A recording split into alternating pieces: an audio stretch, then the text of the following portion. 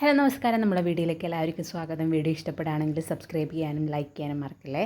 അങ്ങനെ ആദ്യം തന്നെ അലീനയും ബാലചന്ദ്രനെയാണ് കേട്ടോ കാണിക്കുന്നത്. ബാലചന്ദ്രൻ അലീനയെ വിളിക്കുന്നുണ്ട് കേട്ടോ. എന്നിട്ട് അലീന വരുന്നുണ്ട് അടുത്തേക്ക്. എന്നിട്ട് ചോദിക്കുന്നുണ്ട് എന്നാ അച്ഛാന്ന് ചോദിക്കുകയാണ്.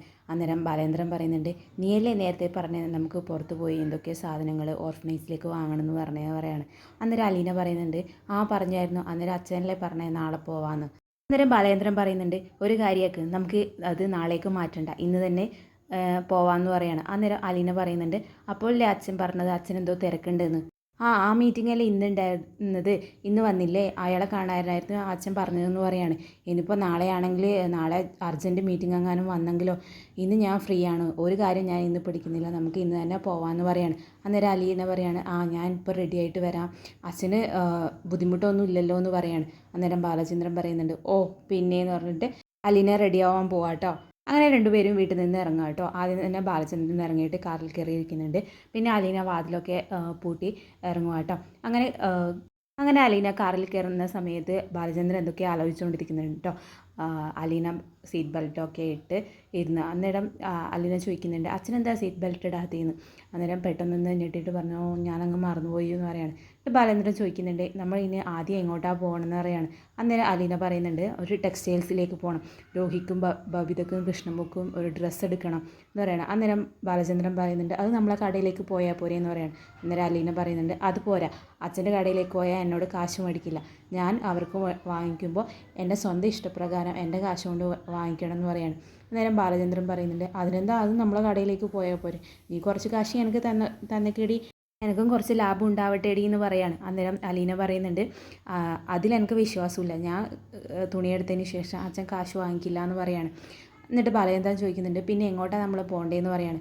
അലീന പറയുന്നുണ്ട്, അന്നേരം എനിക്കറിയില്ല, അച്ഛനല്ലേ അറിയൂ നല്ല ടെക്സ്റ്റൈൽസ് എന്ന് പറയാണ്. അന്നേരം ബാലചന്ദ്രൻ ആലോചിക്കുക കേട്ടോ. എന്നിട്ട് പറയാണ്, ശരി എന്നാൽ നമുക്ക് പോവാമെന്ന് പറഞ്ഞിട്ട് അങ്ങനെ രണ്ടുപേരും പോവാം കേട്ടോ. അങ്ങനെ ബാലചന്ദ്രൻ കാറിൽ നിന്ന് പുറത്തിറങ്ങിയിട്ട് സ്റ്റാലിൻ്റെ ഫോൺ വിളിക്കുന്നുണ്ട് കേട്ടോ. എന്നിട്ട് പറയുന്നുണ്ട്, ഞങ്ങൾ ഡ്രസ്സ് എടുക്കാൻ പോവാണ് കല്യാൺ സിൽക്സിലേക്ക്, താങ്കൾ ഇപ്പോൾ വരികയാണെങ്കിൽ നമ്മൾ ഒരു സമയത്ത് അവിടത്തേക്ക് വരാമെന്ന് പറയാണ്. അന്നേരം സ്റ്റാലിൻ ചോദിക്കുന്നുണ്ട്, എവിടെയായി കല്യാൺ സിൽക്സ് എന്ന് പറയാണ്. അന്നേരം ബാലചന്ദ്രൻ പറയുന്നുണ്ട്, MG റോഡിൻ്റെ സൈഡ്, അങ്ങനെ വഴിയൊക്കെ പറഞ്ഞു കൊടുക്കുന്നുണ്ട് കേട്ടോ.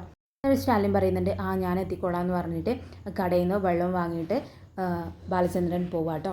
അങ്ങനെ രണ്ടുപേരും കല്യാൺ സിൽക്സിൽ എത്തി കേട്ടോ. അങ്ങനെ കയറി പോകുന്ന സമയത്ത് അവിടെയുള്ള സ്റ്റാഫ് ചോദിക്കുന്നുണ്ട്, എന്താ സർ വേണ്ടതെന്ന്. അന്നേരം ബാലചന്ദ്രൻ പറയുന്നുണ്ട്, എന്താ വേണ്ടതെന്ന് പറഞ്ഞോളൂ എന്ന് പറയാണ്. അന്നേരം അലീന പറയുന്നുണ്ട്, ടോപ്സിൻ്റെ ചുരിദാറിൻ്റെ സെക്ഷൻ എവിടെയാണെന്ന് പറഞ്ഞിട്ട് അവിടുത്തെ സ്റ്റാഫ് അവർ രണ്ടുപേരും കൂട്ടിക്കൊണ്ടുപോകാം കേട്ടോ.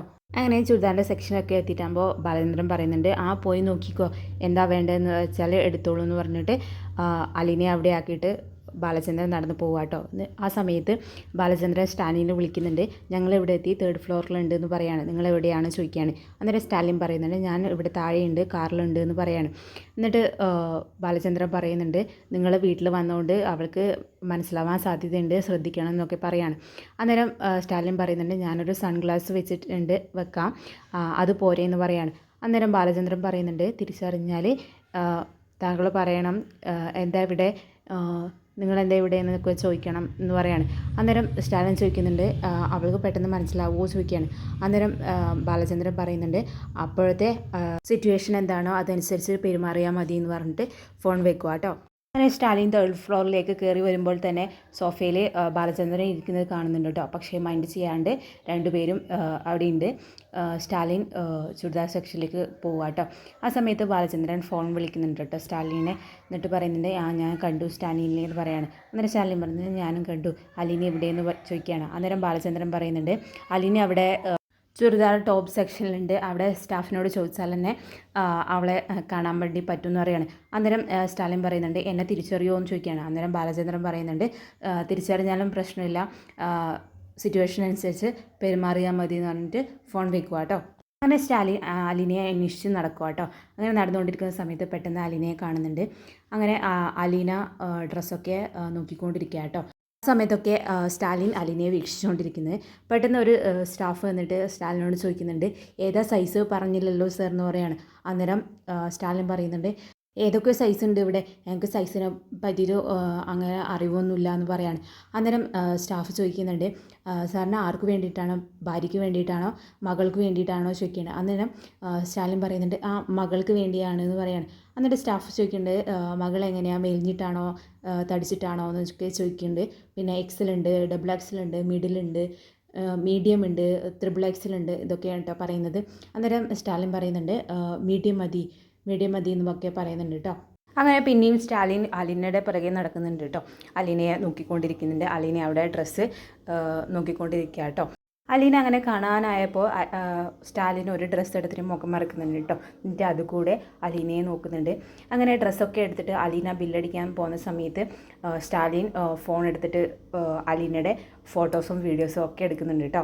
അതിനിടയിൽ സ്റ്റാലിൻ്റെ അടുത്തേക്ക് ഒരു സ്റ്റാഫ് വരുന്നുണ്ട് കേട്ടോ. എന്നിട്ട് സ്റ്റാഫ് ചോദിക്കുന്നുണ്ട്, സാറിന് കിട്ടിയില്ലേ, സാറിന് പറ്റിയ ഡ്രസ്സൊന്നും ഇതുവരെ എടുത്തില്ലേ എന്ന് ചോദിക്കുകയാണ്.